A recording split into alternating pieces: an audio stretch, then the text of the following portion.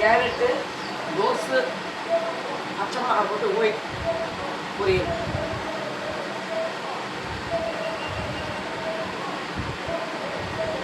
கோஸு பட்டாணி பொடியாக நெருக்கிட்டு ஒரு பச்சை மிளகாய் ரெண்டாக கிழிச்சு குறுக்க நெருக்க வேண்டியது.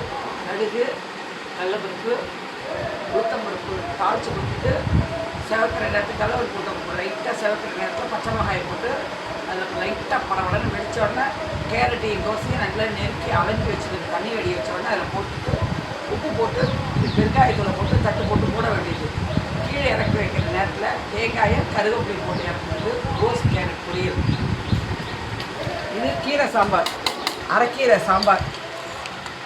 10 கிராம் புளி கரைச்சி வெள்ளிட்டு எடுத்து வச்சுக்க வேண்டியது. 1 ஸ்பூன் சாம்பார் பொடி, 2 பச்சை மிளகாய், 2 தக்காளி, சின்ன வெங்காயம், சாம்பார் வெங்காயம் ஒரு 7 எடுத்து நெருக்கி வச்சுட்டு கீரை அலசி பொடியாக நெருக்கி வச்சுட்டு கடுகு, வெந்தயம், பாதி காஞ்ச மிளகாய் போட்டு தாளித்து கொட்டி ஃபஸ்ட்டு வெங்காயத்தை போட்டு வதக்க வேண்டியது.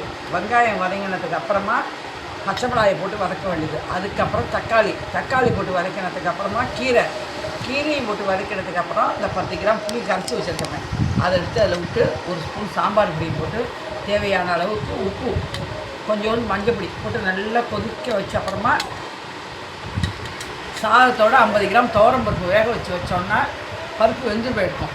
அதை நல்லா கரண்டியால் மசிச்சுட்டு இந்த காய் கீரை எல்லாம் வெந்து போனோன்னே அதில் கொட்டினா வெங்காயம் தக்காளி போட்டு கீரை சாம்பார், கேரட் கோஸ் பொரியல், 2 கப்பு ரைஸு, 4 கப்பு ஜலம் சாதம். இதுமாரி பண்ணி சாப்பிட்டு பாருங்கள். சேனலுக்கு ஆதரவு கொடுங்க, பெல் பட்டனில் லைக் பண்ணுங்கள். நன்றி, வணக்கம்.